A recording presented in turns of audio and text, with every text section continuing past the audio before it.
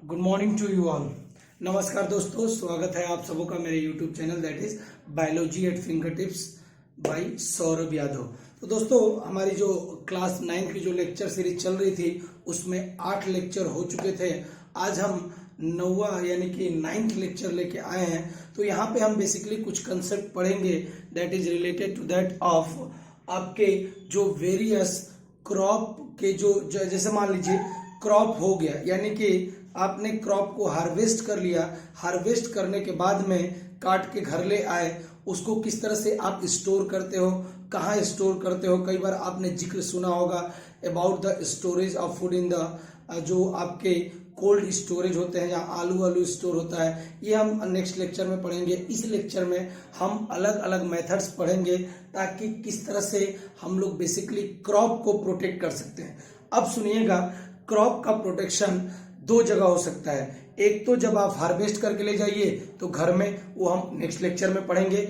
और दूसरा, मान लीजिए जो क्रॉप्स ग्रो हो रहा है लैंड में, सॉइल में या खेत में, जहां पे वो ग्रो हो रहा है वहां पे भी जरूरत होती है कि जो मेन क्रॉप है उसको किस तरह से बचाया जाए फ्रॉम द कुछ, अगर बात करेंगे, कुछ पेस्ट होते हैं जो जनरली हार्म करते हैं हमारे मेन प्लांट को। जैसे मान लीजिए पार्थेनियम, जिसको हम लोग कैरेट ग्रास कहते हैं, गाजर घास कहते हैं। जनरली ये इंट्रोड्यूस हुआ था या किसी प्रोडक्ट के साथ में इंडिया में आ गया था। और जब कभी भी व्हीट और पैडी जब ये लगता है खेतों में तो कैरेट ग्रास बहुत तेजी से स्प्रेड करती है। तो कैरेट ग्रास है क्या बेटा? तो एक तरह का वीड है। यानी किस तरह से हमें क्या करना बेटा, ये ध्यान रखना है कि हमारा जो मेन क्रॉप है जैसे व्हीट है, पैडी है, वही ग्रो हो, और जो वीड है, फॉर एग्जाम्पल जैसे पार्थेनियम का मैंने नाम लिया, इसको मैं हमेशा क्या करूं, रिमूव करूं। अदरवाइज आप खुद बताइए, सिंपल सा एक एग्जाम्पल, जैसे ये मान लीजिए कोई मेन प्लांट है, ओके, ये जो मेन प्लांट है ये मान लीजिए राइस है, राइस या पैडी है। ये न्यूट्रिशन को ले रहा है फ्रॉम द सॉइल से। अब अगर मान लीजिए यहाँ पे आसपास में कुछ पार्थेनियम जन्म ले, छोटी छोटी ग्रास लाइक स्ट्रक्चर होती है जिसको हम लोग पार्थेनियम कहते हैं, ओके, पार्थेनियम और कैरेट ग्रास। तो ये बताइए, अब ये जो पार्थेनियम बहुत तेजी से ग्रो करती है, तो बेटा जो न्यूट्रिएंट्स, फॉर एग्जांपल ये प्लांट ले रहा था नाइट्रोजन। सो अगर केवल राइस है तो वो नाइट्रोजन को बेसिकली क्या कर रहा था, यूटिलाइज कर रहा था।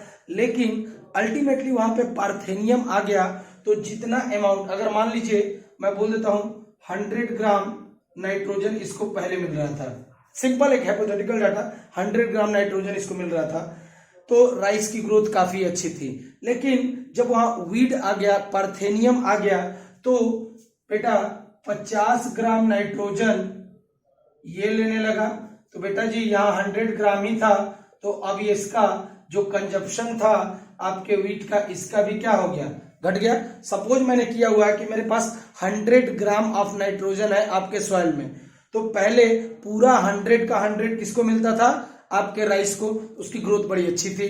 लेकिन जैसे ही वीड आ गई तो भैया 100 का डिवीजन हो गया, पूरा है 100, अब 50 इसको मिल रहा है, 50 इसको मिल रहा है, तो बेटा ग्रोथ पे भी इफेक्ट पड़ेगा कि नहीं मेन क्रॉप का। तो यही हमको देखना है कि किस तरह से हम अपने क्रॉप को प्रोटेक्ट करते हैं, मेन क्रॉप को प्रोटेक्ट करते हैं फ्रॉम द पेस्ट से, केमिकल से, और जनरली जो फंगाई से, बैक्टीरिया से, वायरस से, क्योंकि बहुत सारी डिजीजेस भी होती हैं। तो अब पहले की बात कर लें, जैसे पहले मैंने लिखा था ये वाला नहीं था, तो ये वाला नहीं था, और अगर मान लीजिए प्लांट में क्या था, आपके सॉइल में 100 ग्राम नाइट्रोजन था, तो ये पूरा किसको मिल रहा था, राइस को, अच्छी ग्रोथ हो रही थी। लेकिन जैसे ही यहां पार्थेनियम आ गया तो उसने किया क्या, उसने किया ये कि जो न्यूट्रिएंट आपको मेन प्लांट को मिलने चाहिए थे वो क्या कर रहा है, कौन एक्वायर कर लिया, पार्थेनियम कर ले रहा है। तो इसीलिए आपके मेन क्रॉप की यील्ड क्या हो जाती है, कम हो जाती है। सो हम देखेंगे, एक एक चीज को देखेंगे। अब यहाँ पे कुछ टर्म्स दिए होंगे, that is the crop protection improvement. इसका सिंपल सा मतलब है क्रॉप को किस तरह से हम लोग प्रोटेक्ट करें, नई नई टेक्निक्स को इस्तेमाल करें ताकि हमारा क्रॉप जो हो प्रोटेक्ट हो सके from the weed, from the insect, from the fungi, from the bacteria, from the virus, all over things.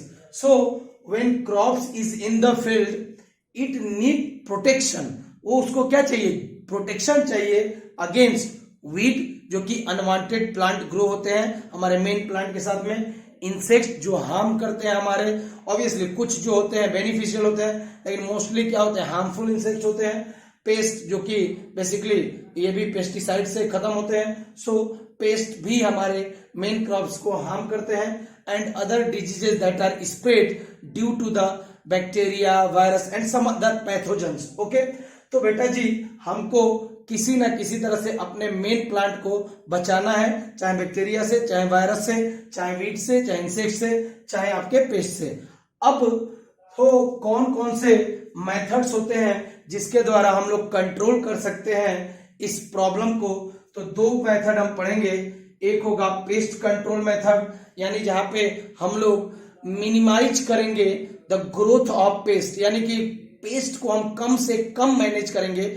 जितना कम पेस्ट होगा उतनी ज्यादा न्यूट्रिशन किसको मिलेगा? आपके मेन क्रॉप को, उसकी प्रोडक्टिविटी बढ़ेगी. जितना ज्यादा पेस्ट होगा या जितना ज्यादा हार्मफुल बैक्टीरिया होंगे उतनी ही ज्यादा आपकी क्रॉप डैमेज होगी और उतनी ही प्रोडक्टिविटी क्या मिलेगी? कम हो जाएगी. और दूसरा जो हम नेक्स्ट सेक्शन में पढ़ेंगे that is storage of grains. आखिर हार्वेस्ट जब हम करके लाते हैं किसी भी ग्रेन को तो उसके अंदर में मॉइस्चर कंटेंट बहुत ज्यादा होता है, तो पहले उसको सुखाया जाता है 3 से 4 दिन तक, फिर उसके बाद इसको स्टोर किया जाता है. तो हम देखेंगे कहाँ कहाँ स्टोर कर सकते हैं. सो स्टोरेज ऑफ ग्रेन्स भी बड़ा ही इंपॉर्टेंट है. क्यों? क्योंकि बेटा जी मान लीजिए अगर आप स्टोर नहीं करेंगे तो अल्टीमेटली अगर सोचिए कहीं भी आपकी स्कैर्सिटी ऑफ फूड हो गई, यानी कि फूड की कमी हो गई, आपके पास स्टोरेज है नहीं तो भुखमरी आ जाएगी. तो लोग क्या करते हैं? स्टोर करते हैं अपने खाने को in the various jute bag में. आपके ग्रेन्स को स्टोर किया जाता है, कहीं कहीं पे बड़ी बड़ी कोल्ड स्टोरेज होती है वहां स्टोर किया जाता है, घर में भी स्टोर किया जाता है. तो ये देखेंगे हम चीजें. अब पहला जो है उसको हम डिटेल में पढ़ रहे हैं, that is the pest control during growth. अब किस तरह से हम लोग पेस्ट को कंट्रोल करते हैं during the growth of the crops, सुनिएगा. सो पेस्ट का डेफिनेशन देख लीजिए. पेस्ट कोई भी ऑर्गेनिज्म हो सकता है दैट यूजुअली, पेस्ट हम किसी भी ऑर्गेनिज्म को कहते हैं दैट यूजुअली क्या कर रहा होगा? डिस्ट्रॉय कर रहा होगा मेरे मेन क्रॉप को, मेन प्लांट को. उसी को मैं क्या बोलूंगा बेटा?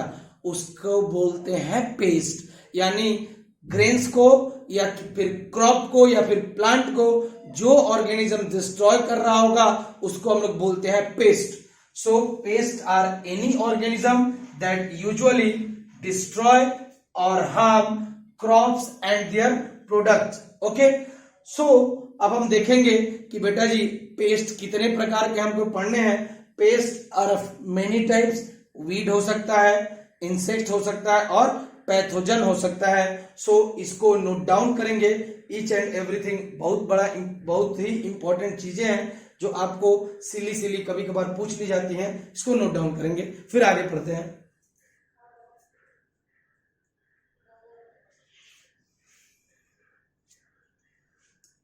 चलिए, तो हम लोग पेस्ट जो है हमारा उसी को कंटिन्यू करते हैं.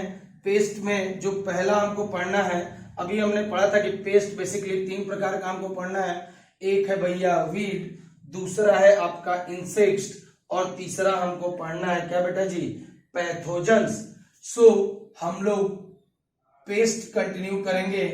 पेस्ट जैसे पहले हमने बोला कि उसमें हम पढ़ेंगे पेस्ट में भी वीड हो सकता है, पेस्ट में भी इंसेक्ट हो सकता है, पेस्ट में भी एनी अदर पैथोजेंस हो सकते हैं. तो पहले हम लोग स्टार्ट करते हैं अपनी पढ़ाई वीड से. ओके,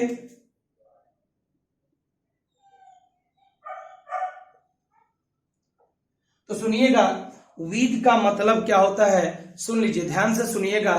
वीड जो होता है वो हम नहीं ग्रो करते हैं, हम कल्टीवेट नहीं करते हैं, लेकिन कुछ अनवांटेड प्लांट्स ग्रो हो जाते हैं अपने आप हमारे क्रॉप फील्ड में. That unwanted plants are known as weeds.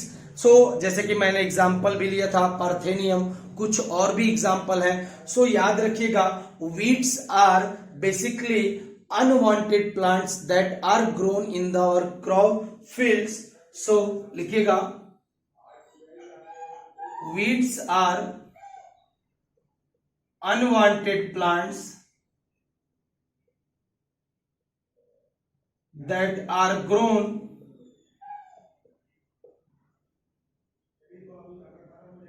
in our crop field, यानी जो हमारा जमीन है जिसके ऊपर हम अपनी क्रॉप्स को उगाते हैं, अगर वहां पे कुछ अनवांटेड प्लांट्स आप देखा ही होगा, अनवांटेड प्लांट्स ग्रो हो जाते हैं तो उसको बोला जाता है बेटा weeds. What are the basic example of weeds? तो यह लिखिएगा, एग्जाम्पल लिख लीजिएगा जो वीड होते हैं।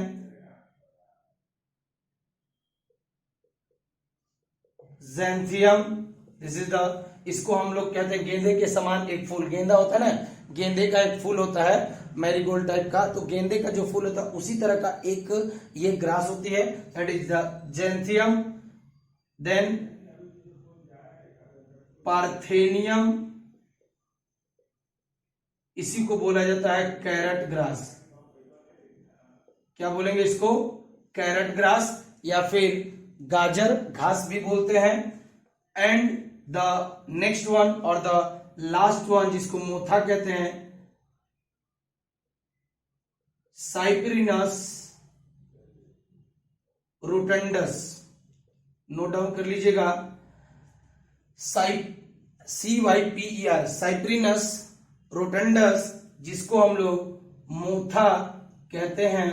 तो ये कुछ अनवांटेड प्लांट्स हैं जो हमारे मेन प्लांट्स के साथ में ग्रो हो जाते हैं, और हमारी जो मेन प्लांट है उसको क्या करेंगे बेटा, उसको डिस्ट्रॉय करने का काम करते हैं। जैसे मान लीजिए मेरा ये मेन प्लांट है जो है वीट, ओके, वीट के साथ में बहुत सारा ग्रो कर जाता है, और इनका जो टाइम ऑफ अपीयरेंस होता है या इनका जो फ्लो का टाइम लगता है, फैलने का जो समय लगता है बहुत ही कम, यानी बहुत कम समय बहुत तेजी से फैलते हैं। तो ये जो है मान लीजिए पार्थेनियम, ओके, यानी जो कैरट ग्रास है, ये वीट है।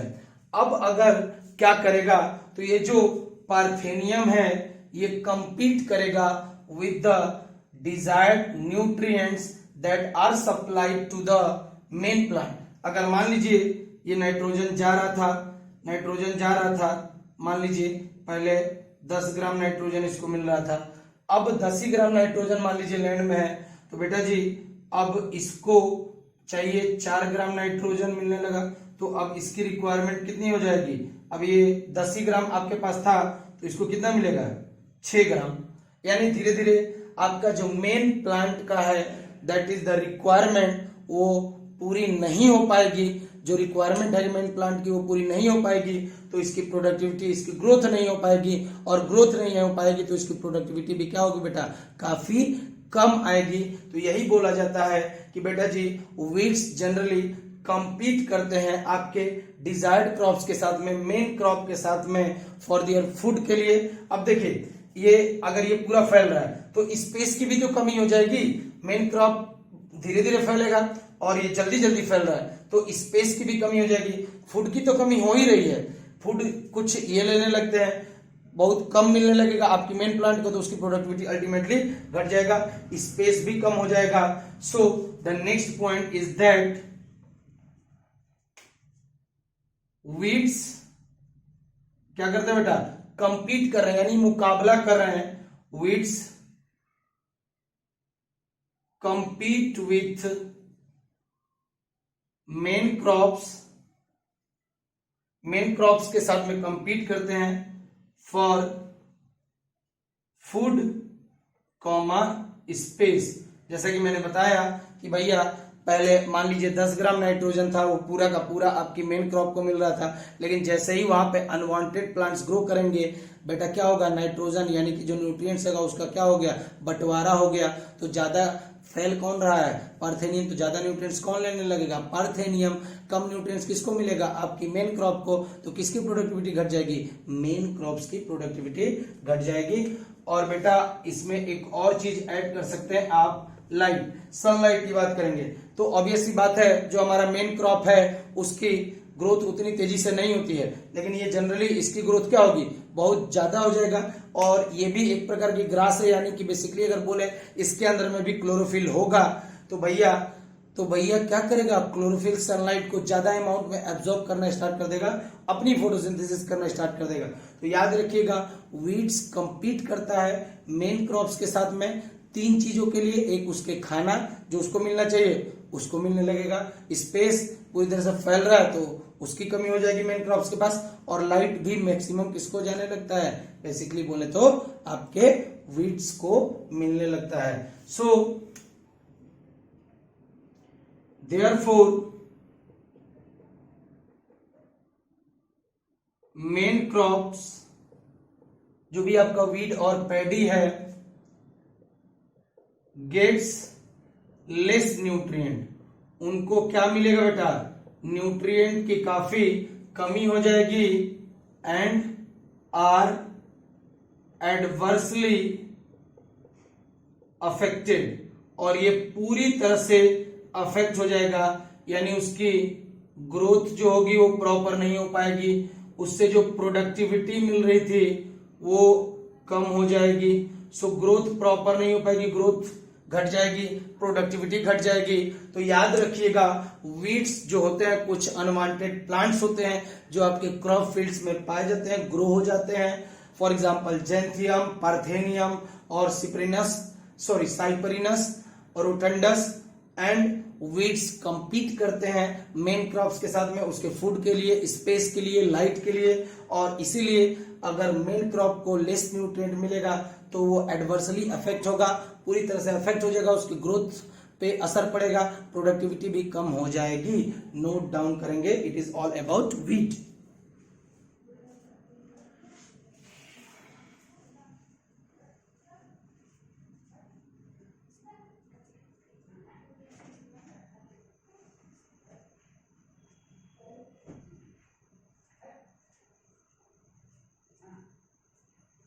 चलिए अब जो नेक्स्ट है उसको हम टारगेट करेंगे, दैट इज द इंसेक्ट। तो जो दूसरा पेस्ट है हमारा दैट इज इंसेक्ट। तो हम देखते हैं इंसेक्ट किस तरह से हमारे क्रॉप्स को हार्म करता है।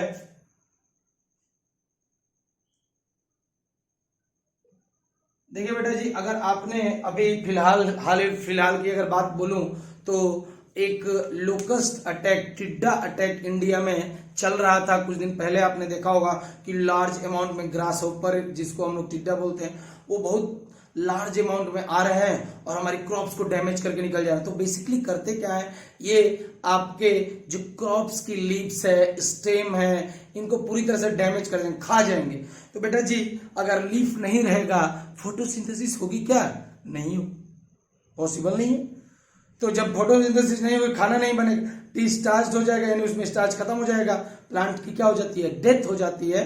तो बेटा जी जो भी इंसेक्ट्स हैं वो बेसिकली क्या करते हैं, क्रॉप के स्टेम को, क्रॉप के फ्लावर को, क्रॉप के लीव्स को डिस्ट्रॉय करने का काम करते हैं। रूट्स, कुछ इंसेक्ट ऐसे भी होती हैं जो आपके रूट्स के अंदर में लग जाएंगी और रूट्स को पूरी तरह से क्या कर देंगी, डिस्ट्रॉय करने का काम करती हैं। सो देखेंगे पहले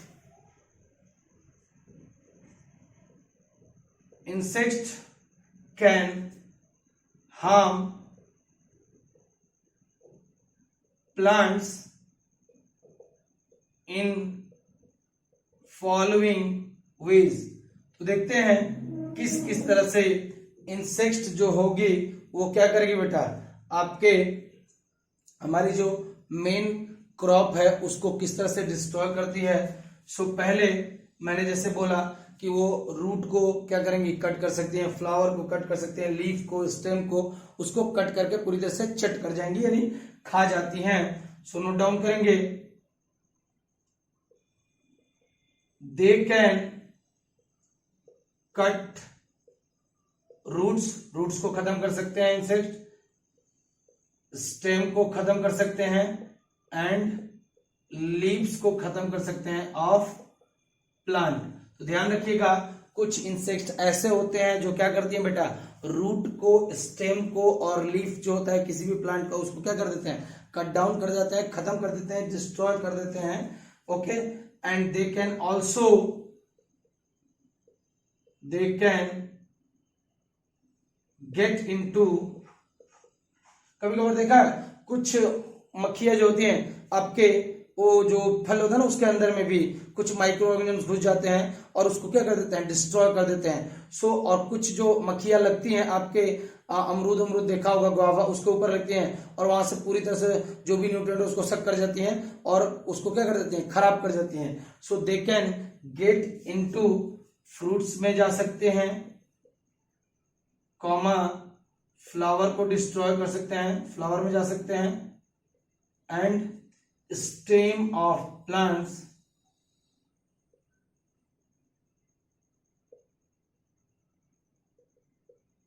एंड डिस्ट्रॉय देम, और उसको क्या करेंगे बेटा, डिस्ट्रॉय कर देंगे, यानी जो भी जो न्यूट्रिएंट्स होगा उनको क्या कर देते हैं, बेसिकली चट कर जाएंगे, फ्रूट्स के अंदर में घुस के, फ्लावर के अंदर में घुस के, स्टेम जो होगा प्लांट का उसके अंदर में भी घुस जाते हैं और उनको पूरी तरह से क्या कर सकते हैं, डिस्ट्रॉय कर सकते हैं। लास्ट अगर बात करें तो ये बेसिकली सक करता है क्या बेटा, वाटर को, फूड को। बेसिकली अगर कहीं पे जैसे मान लीजिए ये स्टेम है तो इसके अंदर में भी मूव कर रहा होगा वाटर, तो ये बेसिकली वहां से वाटर को ले लेगा, और चूंकि प्लांट है तो प्लांट के अंदर में फूड भी ट्रांसलोकेट होता रहता है, तो जो ग्लूकोज होगा उसको सक कर लेगा। तो बेसिकली सब कुछ तो सक ही कर लिया, उसका खाना ले लिया, उसका वाटर ले लिया, तो प्लांट क्या होगा बेटा, ऐसे ही डिस्ट्रॉय हो जाएगा कि नहीं हो जाएगा। कोई बोले, मुझे बोल दे कि बेटा आज से तुम्हारा खाना बंद, आज से तुम्हारा पानी बंद, ऑब्वियसली 2-4-10 दिन में जिंदा रह सकता हूँ हवा पानी के, हवा के बिना, सॉरी हवा के साथ साथ में। ओके, जिंदगी 2 से 4 दिन चलेगी, लेकिन अल्टीमेटली मेरी क्या हो जाएगी, मौत हो जाएगी। उसी तरह से इंसेक्ट यहाँ पे कर रहे हैं, क्या कर रहे हैं, दे यूजुअली टेक कर रहे हैं जो भी उसका न्यूट्रिएंट है, यानी कि फूड को ले रहे हैं, और जो भी उसके अंदर में वाटर है उसको ले लेते हैं, सक कर लेते हैं। तो इसकी वजह से क्या हो जाएगा, पार्टिकुलर जिस जगह पे लगेंगे उसको उसकी सेल्स खत्म हो जाएंगी, डिस्ट्रॉय हो जाएंगी और उसकी क्या हो जाएगी, मौत हो सकती है। सो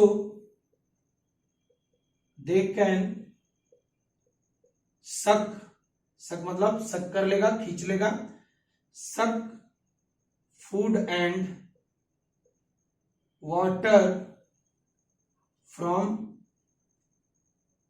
प्लांट बॉडीज। सो ये प्लांट बॉडीज से फूड और वाटर को सक कर लेगा, जिसकी वजह से प्लांट की क्या हो सकती है, मृत्यु हो सकती है। So these are the these are the main effects that are going to be affected on the main crops। जो इंसेक्ट होते हैं ये आपके बेसिकली इस तरह से अलग अलग पार्ट्स पे, रूट पे, स्टेम पे, लीव्स पे, फ्रूट पे, फ्लावर पे, इन सब के ऊपर लगते हैं और उनको क्या कर देते हैं, बेसिकली डिस्ट्रॉय करने का काम करते हैं। एग्जाम्पल में लिख लीजिएगा, लोकस्ट,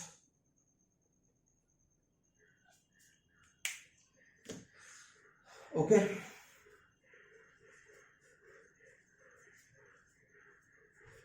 नीबू जल्दी से अपना मोबाइल लाओ, नीबू, नीबू,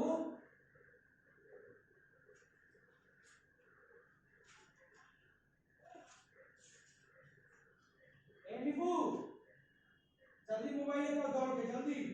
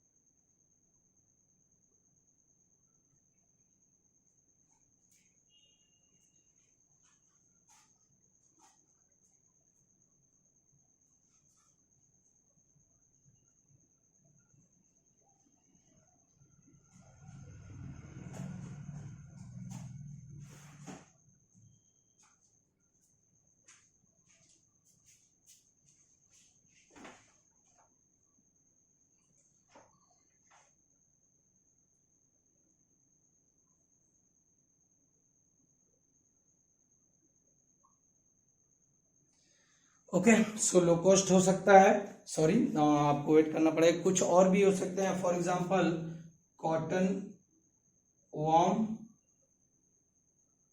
बुलवॉर्म, ये भी अलग अलग हो सकते हैं। रूट बोरर्स भी होते हैं कुछ, यानी रूट बोरर, बोरर मतलब क्या हो गया, लुटेरे। सो रूट से, सॉरी ROOT, तो ये बेसिकली कुछ आपके इंसेक्ट्स होते हैं जो आपकी मेन क्रॉप्स को क्या कर सकते हैं बेटा, डैमेज कर सकते हैं। ओके, सो नोट डाउन कर लेंगे, ये बड़ा ही इंपॉर्टेंट है। लोकस्ट, कॉटन वॉर्म, बोल वॉर्म, और भी बहुत सारी चीजें होती हैं जिसको हम लोग पढ़ सकते हैं, जैसे कि मैंने बोला रूट बोरर। ओके, उसके बाद थ्राइप्स हो सकते हैं, देखेंगे, ये इतना आपके लिए सफिशियंट है। Thank you. अब जो नेक्स्ट और लास्ट बचा हुआ है पेस्ट में, जिसको हम पढ़ने जा रहे हैं, that is called as the pathogens. Okay,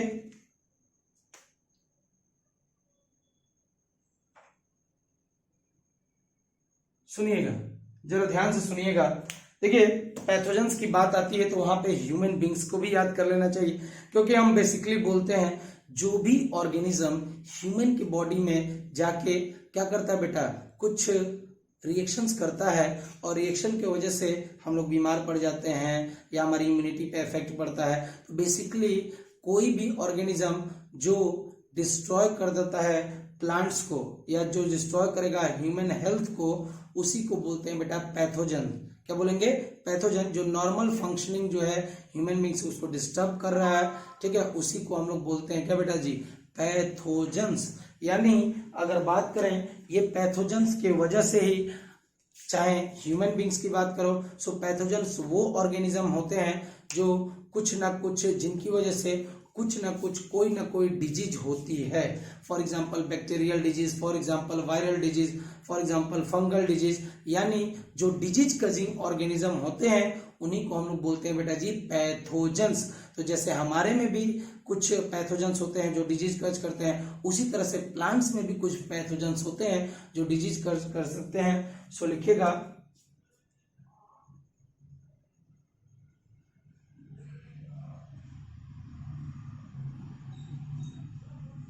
any organism that can produce disease in plants और एनिमल्स, उसी को क्या बोलते हैं, कॉल्ड एज पैथोजेंस। यानी जो भी डिजीज कजिंग ऑर्गेनिज्म, एक वर्ड में भी आप लिख सकते हो और करके लिख लीजिएगा, डिजीज कजिंग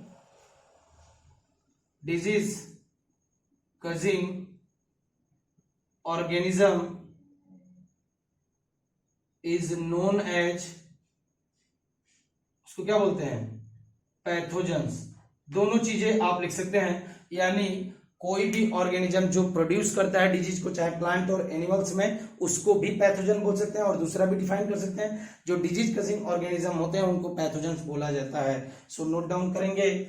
और एग्जांपल्स जो होंगे पैथोजेंस का, सो पैथोजेंस में भी बैक्टीरिया, तो जो बैक्टीरिया की वजह से डिजीज होगी उसको बैक्टीरियल डिजीज बोलेंगे। देन इट में भी वायरस, जो वायरस की वजह से जो डिजीज होगी उसको वायरल डिजीज बोलेंगे। और फंगाई की वजह से जो डिजीज होगी उसको हम लोग फंगल डिजीज बोलेंगे। सो जो बैक्टीरिया स्प्रेड करता है डिजीज, उसको मैंने क्या बोल दिया, bacterial disease.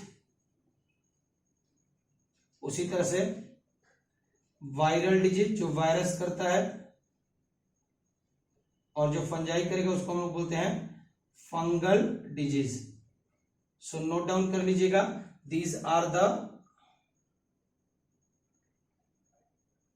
What, so these are the disease causing organism, जिनकी वजह से डिजीज होता है उनको हम लोग बोलते हैं पैथोजेंस। तो सुनिएगा, जो ये पैथोजेंस है, फॉर एग्जांपल बैक्टीरिया है, वायरस है, फंजाई है, ये प्लांट में किस तरह से घुस सकता है। तो देखिए, एक तो तरीका है जब सॉइल से वाटर जा रहा होगा, तो ये याद रखिएगा वाटर के साथ साथ में कुछ अमाउंट में पैथोजेंस भी चले जा सकते हैं। यानी पहला तो होगा कहाँ से ये प्लांट के अंदर में पहुंचेगा, सॉइल से। फिर कुछ एयर में आते हैं, जनरली वायरस की अगर बात कर लो तो एयर में आ रहे होंगे, और हो सकता है कुछ वाटर से चला जाए। तो ध्यान रखिएगा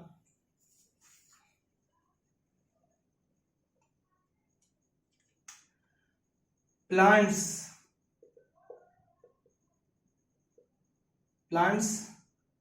can get these pathogens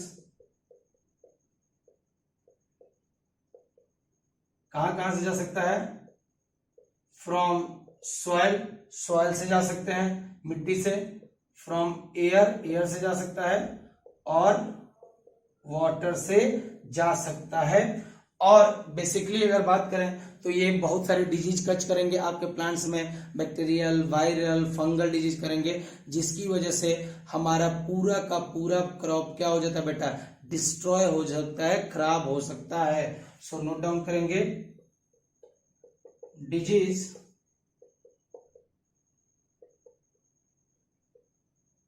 caused by them can spread, पूरी तरह से फैल जाएगा, all over the crops and on the field. यानी जो फील्ड पे पूरी तरह से जो क्रॉप लगी है उसके चारों तरफ फैल जाएगा, एंड डिस्ट्रॉय इंटायर क्रॉप्स और कल्टीवेशन।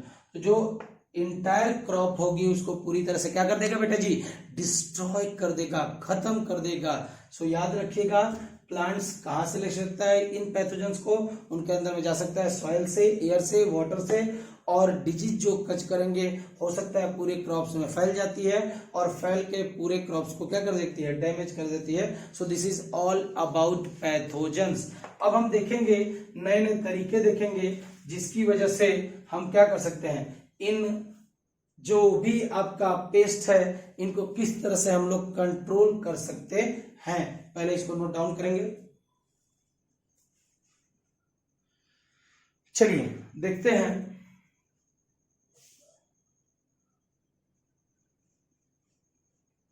सो बहुत सारे मेथड्स का यूज किया जाता है। Okay, so various methods are used to control करना है ना, मुझे इन्हीं को कंट्रोल करना है। अगर मैं इनकी पॉपुलेशन को कंट्रोल कर दूं तो अल्टीमेटली जो चीज मेरी मेन क्रॉप को मिलनी चाहिए वो आसानी से मिलेगी, चाहे वो न्यूट्रिएंट्स हो, चाहे उनको कोई डिजीज नहीं होगी, तो डिजीज फ्री होंगे तो उनकी प्रोडक्टिविटी बढ़ेगी ही बढ़ेगी। तो इनको मुझे कंट्रोल करना है। So there are the various methods that are used to control weed, comma insect, comma आपका दैट इज पैथोजेंस। तो बहुत सारे मेथड्स होते हैं जिसकी वजह से हम लोग क्या कर सकते हैं बेटा, आपका वीड का, इंसेक्ट का और जो भी पैथोजेंस है उनकी पॉपुलेशन को कंट्रोल कर सकते हैं। तो देखते हैं पहला उपाय है वो है बेटा जी किलिंग द पेस्ट। यानी जो भी हमारा पेस्ट है, इंसेक्टिसाइड, फंगाई, आपका वीड्स जो भी है उसको हमें किल करना होगा। और इनको किल करने के लिए हमारे मार्केट में बहुत सारे पेस्टिसाइड्स अवेलेबल हैं। देखेंगे कौन कौन से किस किस को किल करने का काम करता है। तो किलिंग द पेस्ट साफ साफ दिख रहा है कि आपको क्या करना है, क्रॉप्स को बचाना है, मेन क्रॉप्स को बचाना है तो आपको पेस्ट को किल करना पड़ेगा, तभी आपकी मेन क्रॉप बच सकती है। तो यहाँ पे हम पूरी तरह से खत्म करना है, मारना है किसको, पेस्ट को, उजाड़ना है, उसके घर को उजाड़ देना है। सो वेरियस टाइप्स ऑफ, सुनिएगा, जो पेस्ट को कंट्रोल करने के लिए, ध्यान से सुनिएगा, पेस्ट को कंट्रोल करने के लिए जो केमिकल्स का इस्तेमाल किया जाता है उसको हम लोग बोलते हैं pesticide. So various type of pesticide are spread, यानी कि छिड़काव करेंगे, are spread on plant to kill different pest. अलग अलग जो पेस्ट हैं उनको किल करने के लिए बेटा जी बहुत ही इंपॉर्टेंट केमिकल का इस्तेमाल किया जाता है जिसको हम लोग पेस्टिसाइड बोलते हैं, और ये अलग अलग पेस्ट को किल करने की कैपेसिटी इसके अंदर में होती है। चूंकि ये केमिकल है, जैसे मैंने बोला था केमिकल फर्टिलाइजर, उसी तरह से केमिकल है तो ये क्या होगा बेटा, टॉक्सिक। तो ये भी लिखेंगे, दीज आर टॉक्सिक केमिकल्स, यानी जो ये पेस्टिसाइड का हम इस्तेमाल कर रहे हैं ये टॉक्सिक केमिकल है काफी। इसके अंदर में टॉक्सिसिटी होती है या पॉइजनस होता है, इसके अंदर में पॉइजन होता है जो किल करता है किसको, पेस्ट को खत्म करने का काम करता है। सो कौन कौन सा पेस्टिसाइड्स हम इस्तेमाल कर सकते हैं, देखिए एग्जाम्पल की बात करेंगे, हर्बिसाइड्स। तो जो हर्बिसाइड या ये भी एक प्रकार का पेस्टिसाइड है, तो हर्बिसाइड्स बेसिकली किल करता है किसको बेटा, वीड्स को। और सुनिएगा जो हमने बोला था वीड्स जो होते हैं ना बेटा वो अनवांटेड प्लांट्स होते हैं जो ग्रो करते हैं हमारी मेन क्रॉप्स के बीच बीच में। अब सुनिएगा ये जो वीड्स होती है ना इनका साइज ज्यादा बड़ा नहीं होता है, यानी काफी ग्रास लाइक स्ट्रक्चर छोटा ही छोटा होता है। यानी अगर आपने प्लांट्स पढ़ा होगा तो उसमें पढ़ा होगा herb and shrubs, so these are the small plants, okay. So उसी तरह से हर्ब वहीं से आया है, हर्बिसाइड यानी कि छोटे छोटे जो अनवांटेड प्लांट है जिनको किल करने का काम करता है। हर्बिसाइड्स बेसिकली किल करता है किसको, वीड्स को। Then there will be the insecticides. So insecticides नाम में ही छुपा हुआ है, ये किसको किल करेगा, इंसेक्ट्स को। And then there will be the fungicides जो किसको किल करेगा, फंजाई को।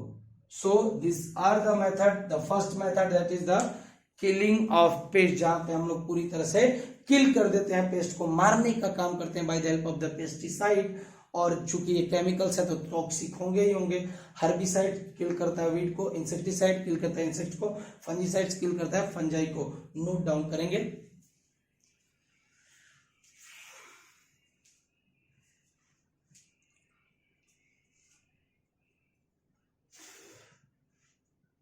चलिए अब क्या डिसएडवांटेज होता है, मैंने बोला पहले ही कि ये जो पेस्टिसाइड है ये टॉक्सिक केमिकल है, क्या बेटा, टॉक्सिक। सो इसका डिसएडवांटेजेस लिख लीजिएगा, डिसएडवांटेजेस ऑफ यूजिंग पेस्टिसाइड।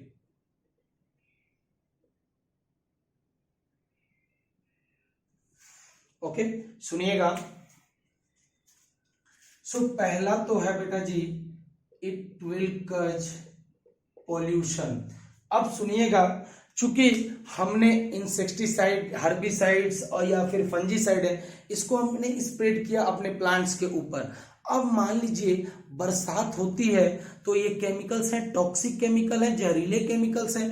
तो जैसे ही बरसात होगी पत्तों से या आसपास के जो मिट्टी में जहां पे ये गिरा होगा, ये फ्लो करते करते करते करते बेटा जी हो सकता है कि बेटा ये इंसेक्टिसाइड, पेस्टिसाइड जो भी है, हर्बिसाइड और आपका फंजीसाइड, ये फ्लो कर करके वाटर के साथ साथ में मेन वाटर स्ट्रीम में चला जाए। तो बेटा ये इट मे कज death of the aquatic organism, जो वहां पे एक्वेटिक ऑर्गेनिज्म होंगे तो उसको क्या कर सकता है बेटा, किल करने का काम कर सकता है। तो इट विल कजिंग पॉल्यूशन, कौन सा पॉल्यूशन बेटा, वाटर पॉल्यूशन। ओके, तो यहाँ पे ये मूव करके आपके वाटर बॉडीज में चला जा सकता है और वहां पे फिशेस हैं, बहुत सारे मैराइन एनिमल्स हैं, एक्वाटिक एनिमल्स हैं, जिसको वो क्या करेगा, किल कर देगा। So it is causing water pollution. दूसरा चीज है, सुनिएगा, चूंकि ये टॉक्सिक है तो बेटा हो सकता है कुछ ऑर्गेनिज्म जो होते हैं वो क्या होते हैं, हार्मफुल होते हैं, मान लिया, लेकिन बहुत सारे ऑर्गेनिजम्स ऐसे होते हैं, फॉर एग्जांपल अर्थवर्म, जिसको हम लोग फार्मर फ्रेंड भी बोलते हैं, ठीक है। और अगर बात करें बटरफ्लाई, जो कि आपका क्या करता है, पोलिनेशन में मदद करता है। तो जब आप वहां पे छिड़काव करोगे तो वहां पे कुछ जो यूजफुल ऑर्गेनिज्म है वो भी खत्म हो सकते हैं। हो सकता है कुछ प्लांट्स होंगे जो यूजफुल होंगे, हो सकता है, अब ये अर्थवर्म एक एनिमल है, तो इसके वजह से, ये टॉक्सिसिटी की वजह से यूजफुल प्लांट्स, यूजफुल एनिमल्स जो भी उसके आसपास में, जो मेन क्रॉप्स के आसपास में होते हैं, वो भी डिस्ट्रॉय हो सकते हैं। ओके, सो इसको भी लिख लीजिएगा, toxic to many useful plants, animals and what other organism भी लिख सकते हैं आप। ओके, सो जो यूजफुल प्लांट्स होंगे, यूजफुल एनिमल्स हैं, अदर ऑर्गेनिज्म जो यूजफुल होते हैं, जो कहीं ना कहीं मदद कर रहे थे हमारे की क्रॉप की प्रोडक्टिविटी को बढ़ाने में, उनको भी ये डैमेज करने का काम। ऐसा थोड़ी ना होता है पेस्टिसाइड, ए हट जाओ, ए यूजफुल इंसेक्ट हट जाओ, मैं जो अनयूजफुल है उसको मारूंगा, ऐसा होता है क्या? नहीं, उसका काम ये इंसेक्टिसाइड पूरे इंसेक्ट्स की प्रजाति को खत्म कर देगा, वो नहीं डिफरेंशिएट करेगा, ए अच्छे वाले हटो, बुरे वाले इधर हो, मैं तुमको मारूंगा, ऐसा होता है क्या? नहीं, वो सबको किल करेगा। सो नोट डाउन करेंगे, this are the disadvantages of using pesticide. अब किस तरह से हम लोग वीड के पॉपुलेशन को कंट्रोल कर सकते हैं, जरा वो देखेंगे। सेकंड है weed control.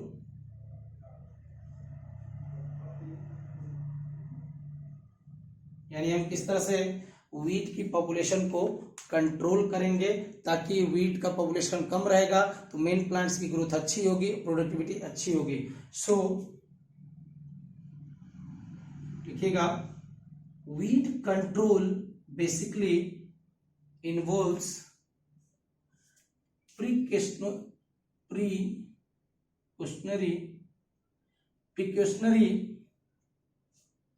precautionary measures to avoid weed growth।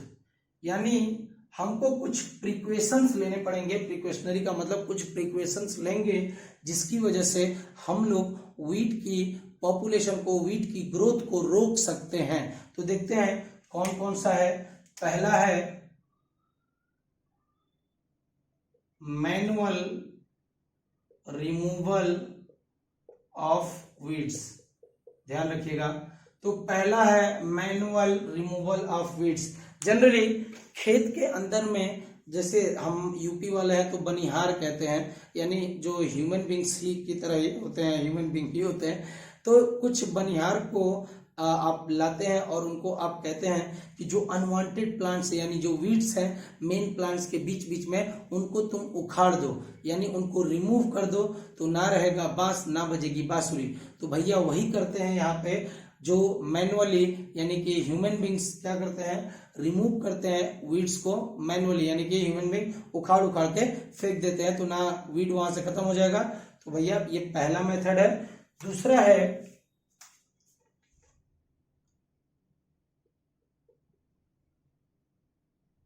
Seed bed preparation.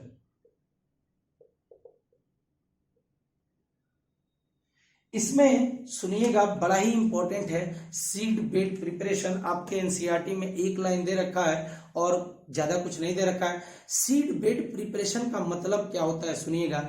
इसमें क्या जाता है, जब प्लगिंग की जाती है ट्रैक्टर से, जब आप प्लगिंग करते हैं ना, तो दो प्रकार की प्लगिंग की, एक तो ऊपर ऊपर आप प्लगिंग करा दीजिए, लेकिन अगर एकदम अंदर घुसा के, ये जो फावड़े की तरह उसका ये इस तरह से आपका फावड़ा होता है, सॉवेल होता है, ये जो भी आप बोले, जो आपका ट्रैक्टर का वो लगा होता है, जिसकी वजह से आप प्लगिंग की जाती है, प्लग जिसको बोलते हैं, एकदम अंदर तक घुसा के, क्या मैंने बोला, अंदर तक घुसा के प्लगिंग की जाएगी।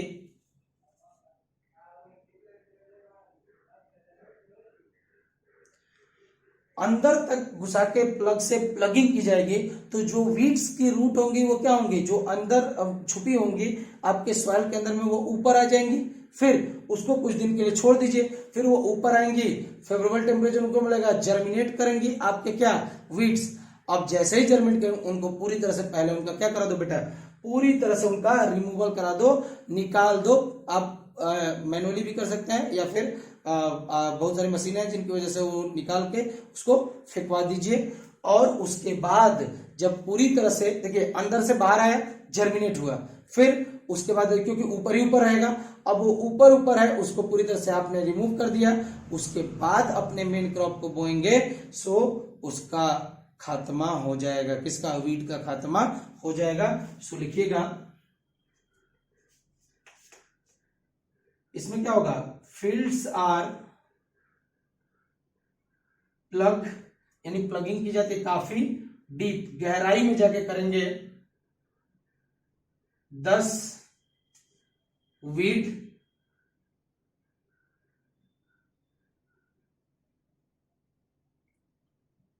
Seeds come on top.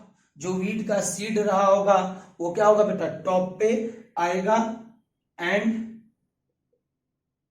Germinate करेगा इन फ्यू डेज। तो पहले वो अंदर से बाहर आ गया ना, जो अंदर छुपा हुआ था, हो सकता है कि एक साल बाद या नेक्स्ट क्रॉप सीजन में वो ऊपर के आ जाए। तो आपने किया क्या, उसके वीट को, जो वीट का जो सीड था उसको बाहर निकाल दिया, बाहर निकाल दिया, टॉप पे आ गया, फिर वो जर्मिनेट करेगा फ्यू डेज में, और जब पूरी तरह से जर्मिनेट कर जाए उसको निकाल दीजिए, ठीक है। Then they can be removed, उसको रिमूव कर दीजिए। कब, प्लांटिंग करने के पहले, जब आप एक्चुअल क्रॉप बो रहे हैं उससे पहले ही क्या करिए, रिमूव कर दीजिए। So they can be removed just before planting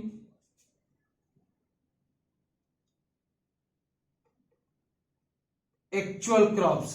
तो क्या किया बेटा जी, पहले जो फील्ड था उसको प्लग की मदद से बहुत डीप में प्लगिंग की गई, जिसकी वजह से सीड्स बाहर आ गए आपके, किसके, जो आपके वीड्स के थे। फिर वो जर्मिनेट किए कुछ दिन में, अब उसको पूरी तरह से हमने रिमूव करा दिया, ठीक। उसके बाद हम कहीं भी प्लांटिंग करेंगे एक्चुअल क्रॉप्स की। सो this is the seed bed preparation. वहां पे अब कोई भी आपका वीड ग्रोथ नहीं हो सकता है। नोट डाउन करेंगे इसको। अब देखिए नेक्स्ट है, तो दो मेथड्स तो हो गए, मैनुअल रिमूवल ऑफ वीड्स, और दूसरा हो गया आपका बेसिकली सीड बेड प्रिपरेशन। जो थर्ड मेथड है उसको हम लोग बोलते हैं क्रॉप रोटेशन। ओके, इसमें तो लंबी चौड़ी व्याख्या हो चुकी है। क्रॉप रोटेशन जैसे हम लोग क्या करते हैं, क्रॉप को रोटेट कर करके, जैसे अभी हम लोगों ने पैडी बोया, तो बाद में हम क्या कर सकते हैं, पैडी बेसिकली बो रहे हैं, तो बाद में हम कुछ ऐसी क्रॉप बोएंगे जो क्या करेंगे बेटा, जैसे पैडी बहुत ज्यादा नाइट्रोजन ले रहा था, तो नेक्स्ट क्रॉप हम ऐसी बोएंगे जो नाइट्रोजन को फिक्स करेगा आपके सॉइल में, इक्विलिब्रियम मेंटेन करने के लिए। तो हमने बोला था कि क्रॉप को रोटेट करने की वजह से जो प्रॉपर न्यूट्रिएंट्स होते हैं, या फिर all the nutrients equal amount में यूटिलाइज होते हैं, तो किसी भी न्यूट्रिएंट्स की कमी नहीं होती है। यहाँ पे क्या इंपॉर्टेंट है, देखिए आपने कोई भी क्रॉप को बोया, उसके बाद आप देख रहे हैं कि यहाँ पे हो क्या रहा है, बहुत सारा वीड्स ग्रो कर रहा है, तो आप क्या करोगे, नेक्स्ट सीजन में कोई एक ऐसी क्रॉप ग्रो करो जो वीड्स को एकदम खत्म कर दे, वीड्स को निस्तानाबूद कर दे। तो कुछ क्रॉप होती हैं जैसे कि भांग होता है, हेम्प, तो ये चॉप कर देता है पूरी तरह से, आपके जो अनवांटेड वीड्स होती है उनको चॉप कर देगा। तो नेक्स्ट सीजन में हम ऐसी चीज बोएं, एक यहाँ पे पैडी बोया, नेक्स्ट सीजन में हम देख रहे हैं कि बहुत सारा वीड आ गया है, तो हम नेक्स्ट सीजन में ऐसी चीज बो देंगे कि बेटा जी वहां पे जैसे मान लीजिए हेम्प यानी कि भांग को बो देंगे, तो वो पूरी तरह से सारा न्यूट्रिएंट धका सारा न्यूट्रिएंट्स ले लेगा क्या, और बहुत तेजी से ये भी फैलता है, तो टाइम ही नहीं देगा किसको, आपके पार्थेनियम को, आपके वीड को, ताकि उनकी ग्रोथ हो सके। सो नोट डाउन करेंगे, some crops destroys weeds in field। सो कुछ ऐसी क्रॉप्स होती हैं जो वीट को डिस्ट्रॉय करती हैं फील्ड में। एग्जाम्पल अगर बोले तो लिख लीजिएगा हेम, जिसको हम लोग भांग का पौधा भी कहते हैं। क्या बोलते हैं? भांग का पौधा, जो भांग खाते हैं बेसिकली बाबा जी की बूटी हेम यानी कि भांग की बात कर रहा है। Okay, such crops must be included in crop rotation. तो ऐसी क्रॉप को आपको क्रॉप रोटेशन में डालना चाहिए। यानी अगर आप मान लीजिए अभी पैडी हुई है तो नेक्स्ट सीजन में आपने देखा बहुत ज्यादा पैडी डिस्ट्रॉय हुआ ड्यू टू दिस पार्थेनियम या ड्यू टू दिस वीट की वजह से बहुत ज्यादा डिस्ट्रॉय हो गया है। तो हम लोग नेक्स्ट सीजन में किसी एक ऐसी क्रॉप को चूज करेंगे जो पूरी तरह से किसको डिस्ट्रॉय कर देगा, चॉप कर देगा, खत्म कर देगा। किसको बेटा जी? आपके जो वीड है, जैसे कि हेम्प की बात करें तो ये पूरी तरह से खत्म करने का काम कर देता है। किसको? आपके जो भी वीड्स होंगे उनको खत्म कर देता है। तो ऐसी क्रॉप्स को हम लोग चूज कर देते हैं। तो crop rotation, there are some crops that usually destroy the weeds in the field, for example hemp या भांग। Such crops can be included into the crop rotation. Okay, next the fourth one, that is the proper sowing time. सुनिएगा, sowing का मतलब होता है basically plantation, जहां पे हम लोग किसी भी प्लांट को डालते हैं, सो करते हैं आपके लैंड में। That is known as the sowing of crops. जैसे अभी पैडी की बात करते हैं, पहले सीड्स लगाई जाती हैं, सीड्स से जो छोटे छोटे प्लांटलेट्स आते हैं उनको फिर आप प्लांट को अलग अलग जगह पे 2-3 ले लेके आप पूरे अपने क्रॉप फील्ड में उसको डिस्ट्रीब्यूट करते हैं और गाड़ते हैं। Then that is called as the sowing. तो इसके लिए भी फेवरेबल टेम्परेचर, प्रेशर या फिर इन्वायरमेंट होना बहुत ही जरूरी है। सो सुनिएगा, केवल एक जगह पे या एक चीज सुनिएगा ध्यान से, वार्म और ह्यूमिड, ध्यान रखिएगा, वार्म और ह्यूमिड क्लाइमेट को छोड़ के किसी भी समय पे आप सोइंग कर सकते हैं। सो इसको अवॉइड करना है।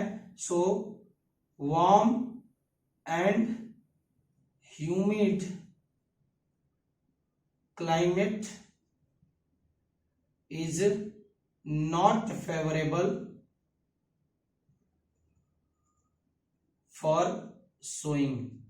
ध्यान रखिएगा। तो कई लोगों के मन में सवाल आ रहा होगा कि सर जो पैडी होता है वो तो गर्मी के दिन में ही उगाया जाता है। बेटा मैंने बोला कि जब मौसम थोड़ा ठंडा हो, ठीक है, या हवाएं बह रही हो, यहाँ पे ह्यूमिडिटी यानी जैसे मेरे को हो रही है ये ना वाली कंडीशन हो, तो उस समय अगर हम लोग सीड को सो करेंगे तो बेटा जी वो सीड क्या होगा बेटा, वहां पे चांसेस जो होते हैं अनवांटेड प्लांट्स के ग्रोथ के बहुत ही कम होते हैं। क्यों? क्योंकि बेसिकली अगर बात बोला जाए तो वीड के मूवमेंट को या वीड के ग्रोथ को ये दोनों चीजें सपोर्ट करती हैं। वार्म और ह्यूमिड क्लाइमेट बेसिकली सपोर्ट करती हैं ग्रोथ ऑफ व्हाट, वीड। तो इस समय हम बिल्कुल सोइंग नहीं करेंगे। सो वार्म और ह्यूमिड क्लाइमेट को छोड़ के कोई भी सीजन में आप लोग क्या कर सकते हैं बेटा जी, सोइंग कर सकते हैं। The last, that is not the list, last वाला देख लेते हैं। द लास्ट मेथड, एक पहला हमने पढ़ा मैनुअल रिमूवल, दूसरा पढ़ा सीड बेड, तीसरा पढ़ा क्रॉप रोटेशन, चौथा पढ़ा प्रॉपर सोइंग टाइम, और पांचवा जो है जिससे हम लोग वीड को कंट्रोल करते हैं that is known as the intercropping.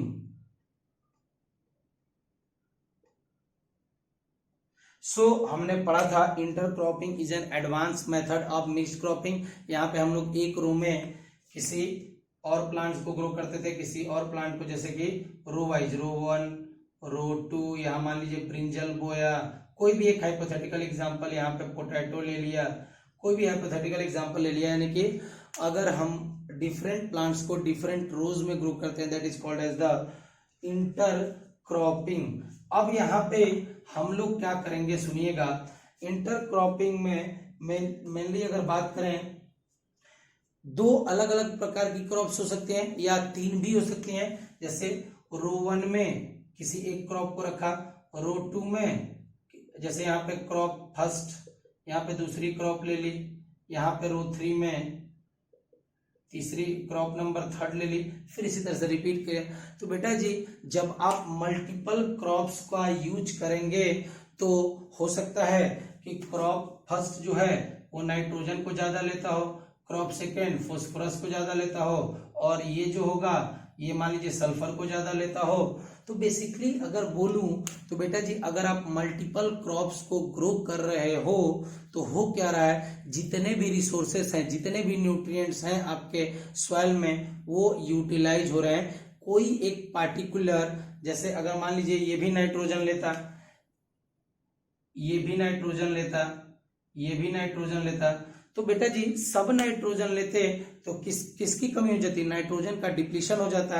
तो यहाँ पे जैसे कि मैंने बोला ये फॉस्फोरस ले रहा है, ये सल्फर ले रहा है, तो इसका मतलब क्या हो रहा है बेटा, पूरी जो क्रॉप्स है मल्टीपल क्रॉपिंग जिसको हम बोल रहे हैं, ये अलग अलग रिसोर्सेस या अलग अलग न्यूट्रिएंट्स को ले रहा है। तो इफेक्टिवली जितने भी न्यूट्रिएंट्स या रिसोर्सेस हैं उनका क्या हो रहा है बेटा, एक तरह से इक्वल डिस्ट्रीब्यूशन हो रहा है या फिर वो इक्वल अमाउंट में यूटिलाइज हो रहा है। तो वहाँ स्कैर्सिटी के चांसेस बहुत ही कम है। और जब सारे न्यूट्रिएंट्स ऑक्युपाइड हो जाएंगे प्लांट्स के द्वारा तो कुछ बचेगा क्या वीट के लिए, वीट के लिए कोई चीज बचेगा ही नहीं, और बचेगा नहीं तो उसकी ग्रोथ हो ही नहीं सकती है।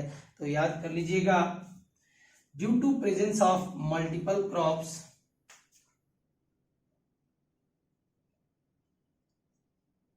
Due to presence of multiple crops, okay, यानी अलग अलग या मल्टीपल क्रॉप्स की ग्रोथ की वजह से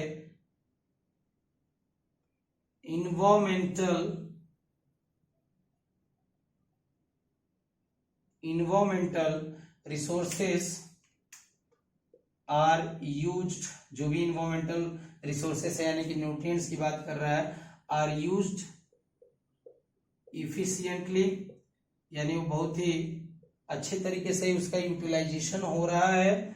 दस very little resources are left for growth of weeds, यानी वीट के लिए जो न्यूट्रिएंट्स चाहिए वो मिलेंगे ही नहीं वीट को, क्योंकि सारा न्यूट्रिएंट्स तो यूटिलाइज हो जा रहा है अलग अलग क्रॉप्स के द्वारा, तो उसको कम न्यूट्रिएंट मिलेगा तो उसकी ग्रोथ भी कम ही होगी।